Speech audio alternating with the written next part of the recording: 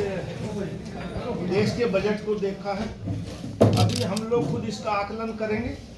अभी इतना एकदम सुनने में समझने में एकदम थोड़ा सा समय लगेगा। 2-3 दिन के बाद मैं फिर प्रेस कॉन्फ्रेंस करूंगा, इसका आकलन लेंगे। और हरियाणा का बजट भी तकरीबन हमारे इसी महीने में, फरवरी के महीने में आएगा। कल कैबिनेट की मीटिंग है, अप्रोक्सीमेट इसी महीने का आखिर तक हमारा हरियाणा का बजट पेश हो जाएगा, फरवरी में। मैं उद्योग मंत्री हूँ और उद्योग मंत्री के नाते ये कह सकता हूँ कि 2024-25 का जो बजट आया था उसमें 125% की बढ़ोतरी की थी। जो 24-25 का बजट था वो 800 करोड़ का था। 25-26 का बजट 1800 करोड़ रुपए से 1800 कुछ समथिंग करोड़ रुपए था।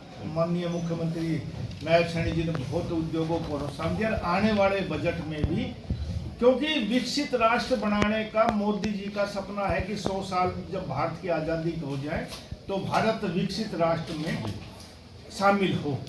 तो मेरा और देश का भी और आप लोगों का भी आकलन होगा कि विकसित भारत बनने के लिए, किसी भी देश को विकसित बनने के लिए उद्योगों का पनपना जरूरी है। अकेले हम कृषि प्रधान देश से विकसित नहीं बन सकते, तो इसलिए उद्योगों को पनपाना जरूरी है। और उद्योगों में इंसेंटिव और सब्सिडी और नया बच्चों को प्रोत्साहन देना, नया इनोवेटिव लागू करना और MSME को प्रोत्साहन देना, आम रोजगार मिले, आम बच्चों को प्रोत्साहन मिले, ऐसी योजना इस 2026 के बजट में लाएंगे। और हरियाणा तरक्की के रास्ते पर जो मोदी जी ने विजन दिया 2047 विकसित राष्ट्र, उसमें हरियाणा की एक अग्रणी भूमिका रहेगी। हरियाणा बजट में ये भी इस पर विचार किया गया है कि जिस प्रकार से देश में हरियाणा कर्ज के मामले में 10वें नंबर के अंदर ही आता है। देखो, कहने के लिए ये अपोजिशन का मुद्दा है जी।